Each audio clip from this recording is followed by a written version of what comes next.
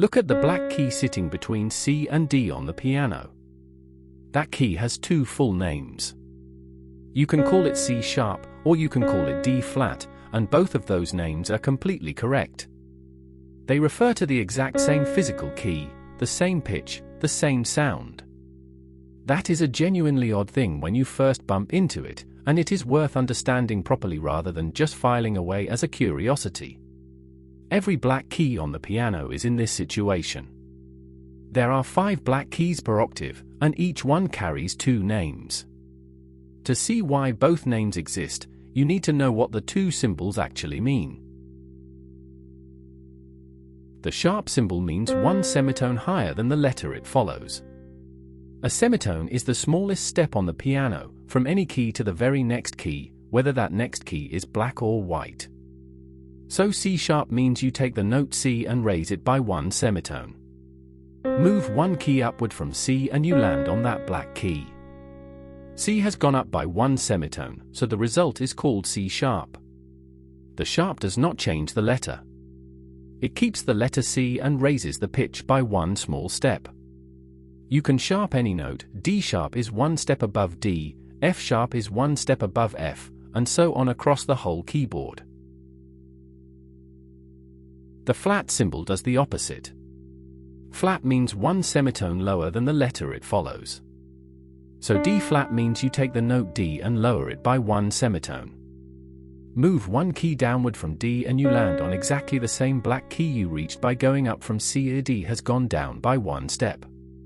The result is called D flat. Both directions arrive at the same key on the piano. C sharp and D flat are the same pitch with 2 different names, one approached from below and one approached from above. Every black key sits between 2 white keys, so every black key can be named as a sharp of the lower neighbor or a flat of the upper neighbor. So why keep 2 names for one sound? The answer is that the name you choose has to fit the scale you are in. Consider G major. G major has 7 notes: G, the note A, B, C, D, E, and then 1 accidental. That accidental is the note F raised by 1 semitone. Because the scale already contains the note G, you cannot call that raised note G flat. G is taken. The scale needs the note F in its sequence of letters, so the raised version of F gets called F sharp, not G flat. Using G flat would put 2 notes on the G letter and leave F completely absent, which breaks the 7-letter rule every scale follows. The name F sharp correctly tells you that this is F, sharpened. The sharp name preserves the scale logic and tells the reader exactly which letter was modified.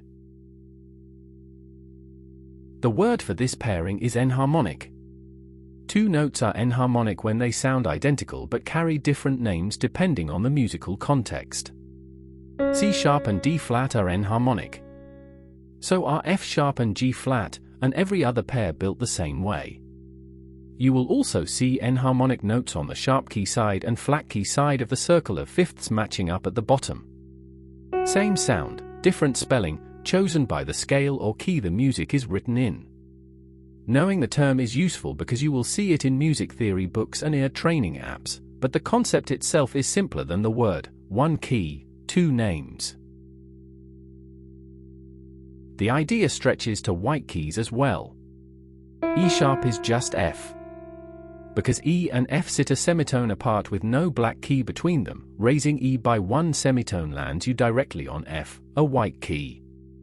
Similarly, B sharp is C, and C flat is B. These crop up in keys with many sharps or flats, where the scale spelling demands a particular letter even when it points to a white key. They look surprising on paper, but they follow the same rule: the name describes a direction from the named letter, and wherever you land is the note. The piano key does not care what you call it. So the black keys have 2 names because music is not really about piano furniture. It is about relationships between notes and the scales they belong to. When a note is functioning as a raised version of 1 letter, it gets the sharp name. When it is a lowered version of the letter above, it gets the flat name. The piano key stays the same, the name follows the musical logic.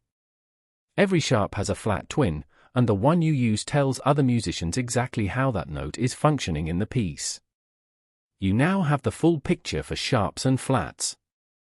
Next, we will look at the three layers that every piece of music is built from: melody, harmony, and rhythm.